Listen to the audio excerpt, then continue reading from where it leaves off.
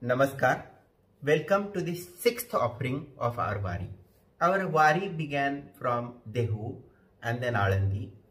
We have also started our Wari from Karnataka, from Mangalveda of Santa Chokha Mela. Then we have our Wari has passed through the doors of Little Muktai. Today we are going back to Mangalveda. If we want to put all the saints who were devotees of Vithala on one spectrum, then on one hand, if it is Jnanoba and Tukaram or Santa Jnaneshwar and Santa Tukaram, then on the other hand of the spectrum is Santa Kanhopatra. Santa Kanhopatra was not, she did not come from a family who was devotee, or maybe there is something which is talking about devotee and deity relationship. She was daughter of a prostitute. A prostitute staying in Mangalveda called as Shama. Kanhopatra was daughter of the prostitute. Kanhopatra was extremely beautiful. She had blessed voice and extremely good into dance performance. She was surrounded with the environment which is typical to any prostitute. She was not aware who was her father, or maybe what is her father's belonging, etc. She was raised by Shama. However, since childhood, she had that urge towards God, or maybe urge towards renunciation. And this urge one day brought her into a Wari to Pandharpur. Once she saw that there are people who are going towards Pandharpur, the procession is taking place and then they are going to Pandharpur, she requested them, can she be the part of that Wari or Dindi? She requested her mother somehow got agreed that she can go ahead to Pandharpur, and after returning from Pandharpur, her life changed. She started chanting name of Vithala again and again, and this was seen. She started composing poetry, she started composing abhang. Her beauty, voice and dance was so popular that the popularity reached to the Badshah of Bidar, and he summoned to capture Kanhopatra and get Kanhopatra to him. Few of his army people went ahead to capture Kanhopatra. Kanhopatra understood that there is something which is wrong and some people are chasing her, and then they are coming towards her to capture. She ran away from Mangalveda. She ran towards Pandharpur. She ran towards the temple of Vithala. She ran inside the temple of Vitthal, and she held the feet of Vithoba or Vitthal. And there she gave her life, or maybe she died in the temple of Vithala.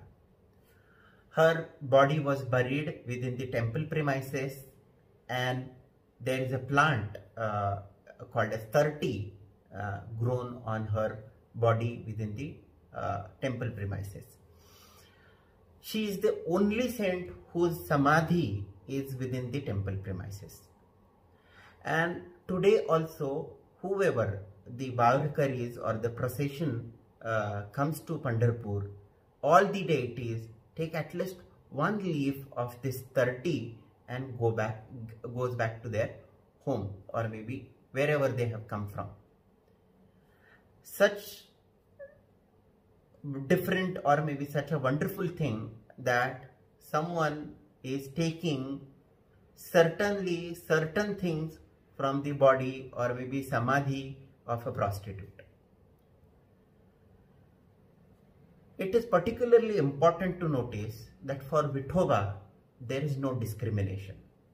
For Vithoba there is no asprushyata, or maybe untouchability.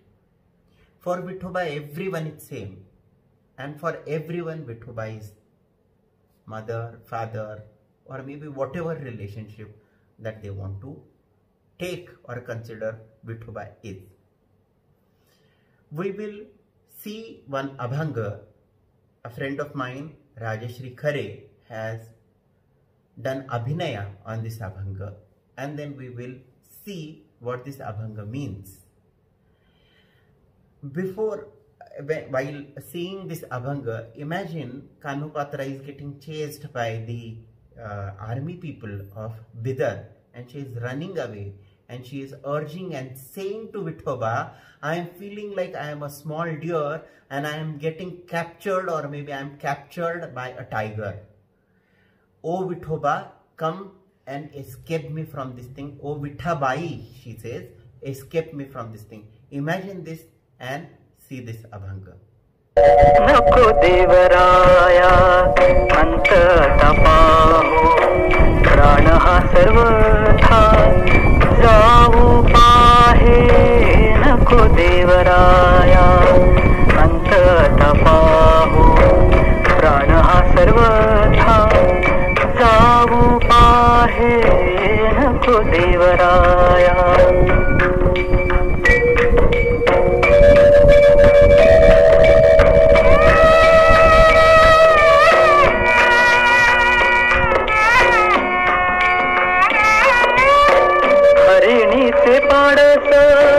व्याघ्रे धरियेले मज लागी जाहले तैसे देवा.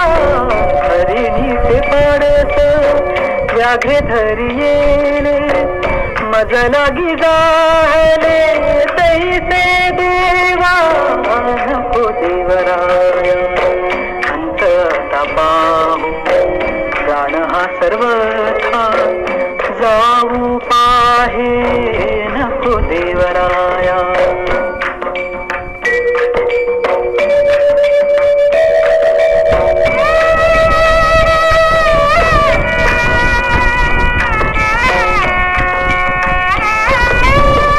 तुझविन ठावन दिसे त्रिभुवनी धावे हो जननी विठाबाई. तुझविन ठावन दिसे त्रिभुवनी धावे हो जननी विठाबाई. नको देवराया अंत तपाहो प्राणः सर्वथा जाऊ पाहे नको देवराया.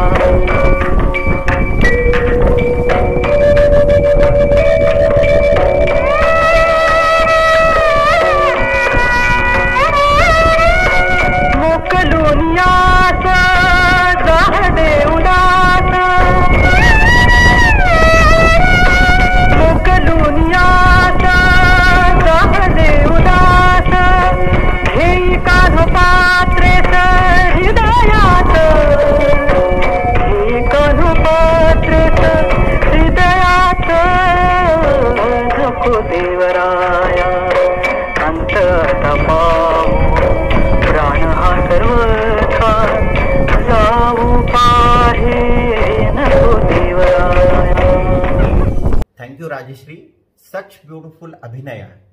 And we can also see that the nature also got impressed with the Abhinaya of Rajeshri, and then the nature, you could see that there are clouds gathering, and then there is lightning which is happening, and then there is a lot of wind which is coming, maybe similar to what situation Kanhupatra must have seen in her life, has got captured within this Abhinaya piece of Rajeshri. Thank you, Rajeshri. If we want to see Kanhupatra and her Abhanga, or maybe her literature of Abhanga, we can see that she names Vithoba or Vitthal with multiple names. She sometimes calls him as father. She sometimes calls Vithoba as mother or Janani. She sometimes says Vithoba as Jivalag, or maybe someone who is connected to heart. And she also says Vithoba as Sakha, or a friend. However, in most of her literature, we can see the helplessness in her life and in her condition that has been projected in her Abhanga. In one of the Abhanga, she says, "Mi to ahe yatihin nakale kahi acharana."